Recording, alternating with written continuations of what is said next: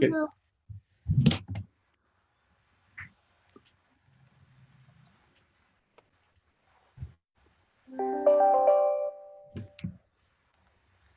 Wow. High5 is now live. High5 is now live. Yay. Yay. Here we are. Here, let me get to, there we go. Let me get back. All right, you see us? Yep. I'm going to share it with some people here. I see us. High five, everybody. We are live on High5. So I taught my friends this weekend the little known secret about always connecting a high five. And they were astounded. Yep, they were astounded and amazed and high-fiving all weekend. For those of you who don't know that are out there, when you go to high-five somebody, if you look at the elbow of the person you're high-fiving, you will always connect. the things that you learn from us. I know it. Crazy. Crazy. All right. Where are we? Where are we? We're here. Hi, I'm here. Yeah, we're here. What are we all doing? Why are we all staring at our phones and being quiet? We're all inviting people. Are inviting people. All right. Well, hello, everybody. And yay, we're just popping on for a few minutes today to talk about holiday traditions. I misspoke a minute or two before we got on and said high-five traditions. And I'm like, wait a minute. Michelle pointed out. We have those. We have those. We do have some high-five traditions. That's a different phone call or a different high five live. What is a different Facebook live? Good Lord. What is it we're doing here? Who am I? And where am I supposed to be? We thought it would be fun to hop on as the holiday season gets rolling. We got Thanksgiving this week. We've got Christmas coming up in a few weeks after that. New Year's coming up after that. There's also some Hanukkah and some Kwanzaa in there. Yeah. All of that. All the holidays. Yeah. Whatever it is that you celebrate, what are some of the traditions that you have, whether they be serious or unique or funny or whatever that might be. So yeah, we're excited to hear from you. And I was thinking about it while I was chowing my lunch here right before this call about some of mine, because first I was like, well, I don't know if I have a lot of traditions, and I started to think about some of them. So I'm going to start because growing up, my least favorite holiday tradition was that I cried because one of my brothers or my big cousins or something, they all did something to leave me in tears every single time. I accept personal responsibility for it at all. There was so much drama. So, and I was like a totally sensitive kid. So that's my least favorite holiday tradition. And if any of my relatives are watching, all your fault. Nice. And I would go so far as to say, let's not this year. No, I actually gave that one up a little while ago. Okay. And, now, if anybody cries, it's one of them, not me. Just kidding. No. Yes. For some reason, when you give, it always comes back. It may not look like what you gave, but it always comes back. Givers gain. I started. I just laugh about it because that was the first thing that came to mind. It never seemed to be a holiday when I didn't feel some kind of sadness. And that was the small part amongst all of the joy. I actually had a great childhood and stuff. So I will start with one of my more serious ones, and that was baking with my mom. So doing all of the Christmas cookies and all of the goodies. I'm sure some of that was because I really love to eat it as well. But I do. I have some really, really fond memories of spending time baking with my mom and sharing that with the family. And then for years and years and years, I was the one that would bring the trays full of different, and I didn't make just one kind of cookie or candy. I made like a dozen different things. And people, yeah, back before we started eating healthy, they loved me at work because I would bring in trays and trays of that stuff. So that was a big holiday tradition for me. And now you bring trays and trays of cubed butternut squash and spaghetti zoodles, and yeah, awesome. I know, isn't it awesome? Forget the jicama. The jicama. It's okay to evolve as we grow. But that's one of mine. What about you guys? What you got? So I shared this one on the last time we did this, and partially because I thought that call was this call, so I'm going to share it again. And that's the tradition of at Thanksgiving time, cutting up strips of green and red construction paper is what we used. And just, I don't know why green and red are the colors of Christmas, but apparently green and red is Christmas colors. And so anyway, I would cut strips of construction paper, and then at Thanksgiving, everybody would take a moment to write down something that they were thankful or grateful for on the piece of paper. And then we would make links and turn it into a chain and run it up the stairway banister. And anybody that came to visit during the time between Thanksgiving and Christmas, we would also ask them to add to the chain and something that they were grateful for. And then on Christmas Eve, we would take it down and break all the chains open and then go back and read them. And you didn't have to put your name on it. But it was just nice to see some of the different perspectives of things that people are grateful for. So we did that here one year. I don't think we did it last year. The first year. We're going to resurrect that one this year. That I love that idea. Thanks. Yeah, it's awesome. It's awesome. So we, us as a new family, blended family, have we created any traditions yet? We haven't. We yell at the kids simultaneously. That's cool. Awesome. Happy Thanksgiving. You know my crying one? Yeah. Let that one go too. I do have a tradition. It's not a holiday tradition, but whenever somebody's walking up the back stairs of the house, if the window's open, I yell at them, "What are you doing?" And it scares them. That's kind of a fun tradition. Scares the bejesus out of it. It's along the lines of the tradition that makes people cry.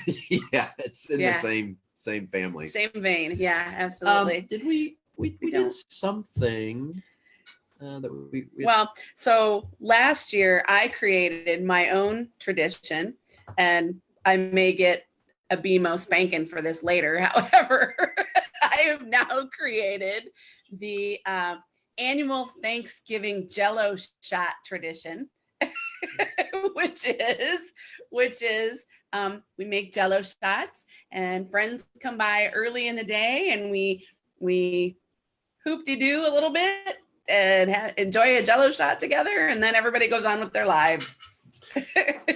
and she's going to add to that this year. I saw she posted on Facebook yesterday or the day before some kind of a Jell-O shot Christmas tree decoration. Yes. So it's even more festive. Greens and reds, strawberry and lime.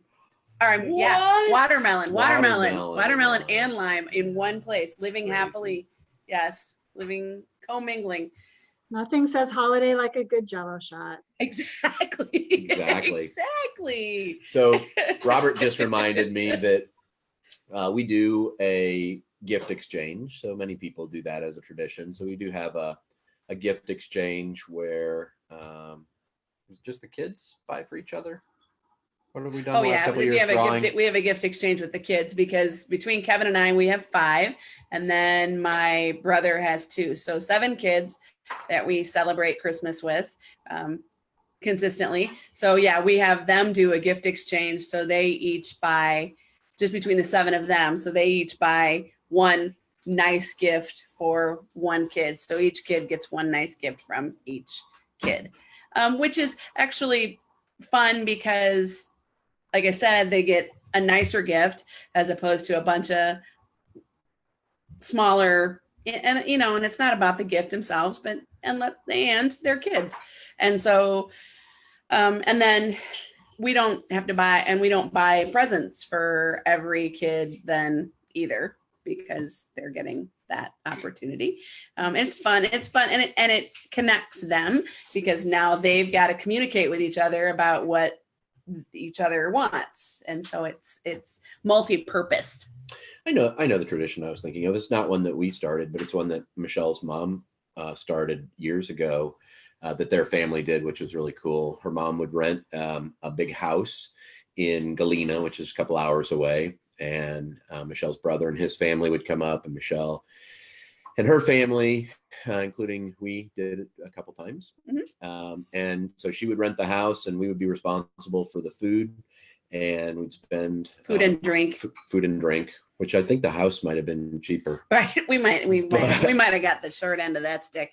But we would just go, and everybody would come and hang out, and so that was nice. And it didn't have to be at somebody's house, right? So not everybody, not one family was responsible for all the cleanup and worry, and we shared it. And that was pre-cleaning and all that stuff. Yeah. And it was always a great big house with lots of room for the kids to hang out together. So that was a really nice tradition. That was fun. And then as part of that, Christmas, we are Christmas celebrators. So we would do, all the presents that we gave each other, the family gave each other, we would do on Christmas Eve. And then we would have just a bunch of hot appetizers and hot and cold appetizers. And that would be our big Christmas celebration. And then Santa comes Christmas Eve, of course, and leaves his presents unwrapped for the kiddos in the living room then. And of course, he eats cookies and leaves a trail of candies, and always leaves his big old footprints too. Interesting. It must be colder in Minnesota, which is why Santa wraps the presents. So they don't freeze on the way up because they were wrapped. Yeah. That's interesting. Yeah. We did that whole appetizer thing as well. We did the same gift exchange on Christmas Eve. So Christmas Eve was our big celebration. And so question for you, when you did your gift exchange, did everybody go around the room and each unwrap one present at a time? Or did you do it like my family, which was like a total free-for-all? That was our family. You would pass out all the presents and then everybody would just rip. Yeah. And so everybody was across the room. Thank you. I love it. way better approach than what they do. It's like, it's your turn. Okay, I'm gonna go take a nap because we got 63 people to get through before I get to open my second gift. 63. I have one brother and no first cousins, and we have Anyway, 63 or 7, whatever. We actually did it. So we did it one person at a time, so we could all enjoy what everybody got. I think my mom started that, and I don't really know why, except that then we could all see what everybody got. My mom wasn't so much for the chaos and the noise, so it was probably just to keep it quiet and low key. However, we would go by age. So it was youngest to oldest. Was your mom's tradition of the shopping thing? Was that? Oh, that was. Was that in summertime or was that Christmas? Oh, that was shopping? Christmas time too. Tell them about that one. Okay. Sorry. So my mother and I used to work for an association, and we would get a lot of what we called logo gear from hotels and vendors, and a lot of time it was awesome stuff. And over the course of any given year, we would collect a lot of things. And it was because hoteliers and vendors wanted us to use their business, so they would give us free stuff to woo us. And my mom would have on Christmas Eve day, before we had our Christmas Eve big gift appetizer celebration. My mom would take my mom would give each girl, because we had 5 girls at that time, my 3 daughters, my brother's 2 daughters. My mom would give each girl a bag of dimes, and they could shop in the logo shop for their family.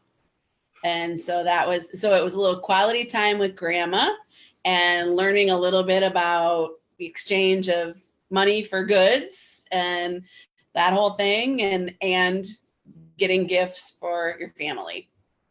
That's awesome. Yeah. But, it's fun. Dan Clark says, we do White Elephant every year, and every year is going to be the last year. And every year on November 1st, the email goes out for White Elephant price point and rules review. Nice. That made me think, though, Kev, of the fact that you took one of my paintings and actually gave it away as a White Elephant gift.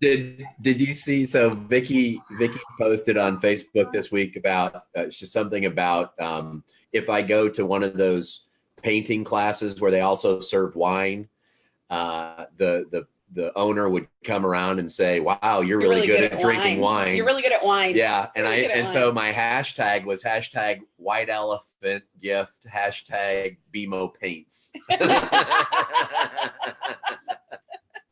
And I can't even blame it on the wine.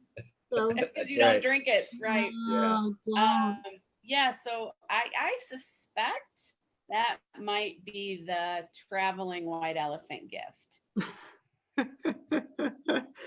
Well, y'all enjoy. I have more to choose from now. So Dan just commented, another one they do is that he makes sure that all the cousins do a family shot saluting their family that's no longer with them. That's a nice tradition. That is a nice tradition. You know, I've got so moving off of Christmas, since that seems to be where lots of traditions are, I have a Thanksgiving tradition. So Thanksgiving is my favorite holiday. And so the tradition is that I make all the food and they enjoy it. So that's the tradition.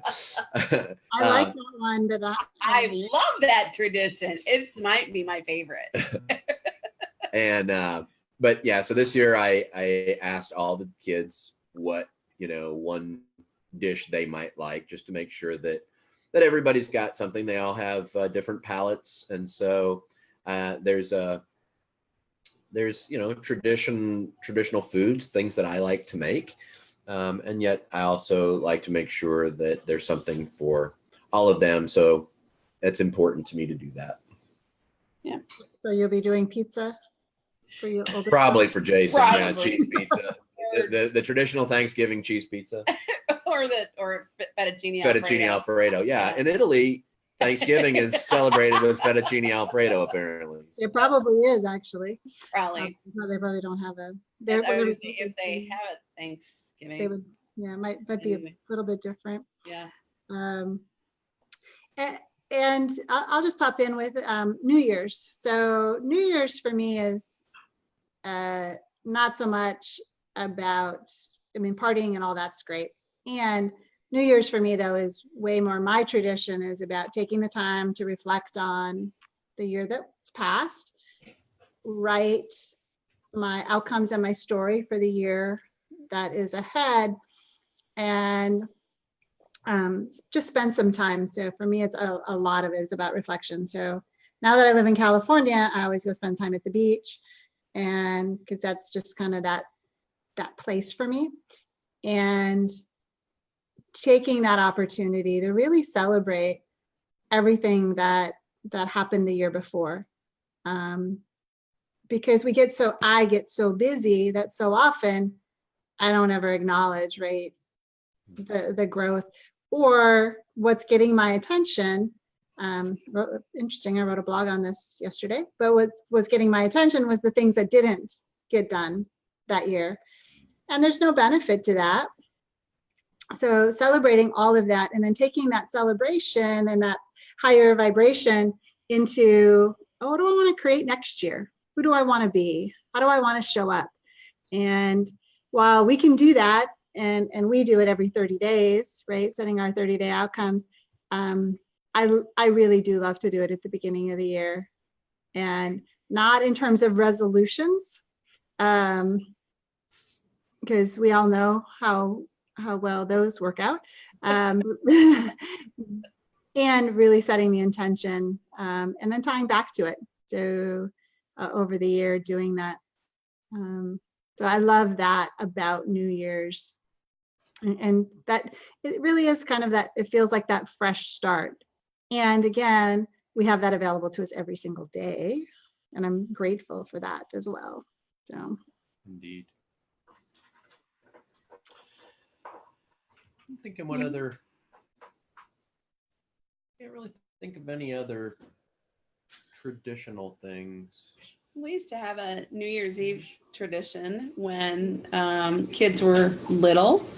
We would, so we would, and I think people do this, other people do this. I don't know that this is just us, but it was something that I enjoyed. Is we would hang out with the kids on we would, when they were tots, we would make New Year's Eve happen earlier, and they would give fancy champagne glass with fancy sparkling grape juice in it, and we would have the champagne, and we would toast with the babies for the New Year's, and that was always fun.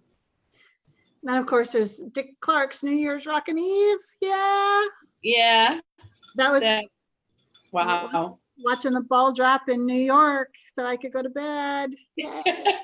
Yeah. It's even better now that I live in California. That's 9 o'clock. I only have You only have to stay up an hour. You only have to stay up an hour past your bedtime. I got this. I got this. Oh, that's fun stuff. Yeah, I want to get. Dan says New Year's was always pots and pans and shotgun blasts in northern Wisconsin, playing Royal Rummy and eating sweets Grandma Van Acker would make.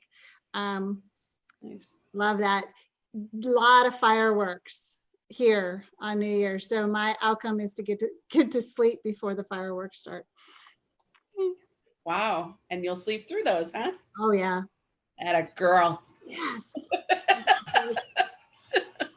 I got this. Awesome. Well, this was fun reminiscing. I'm excited going into this week, and I'm stealing the chain idea. Awesome.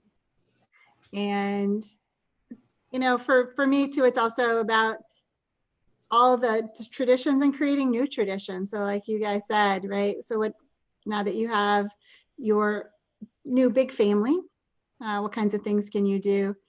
And if the tradition, so in my case, if the tradition of baking cookies no longer serves my purpose, it's okay to give that up too and create mashed cauliflower for Thanksgiving dinner. It's all good.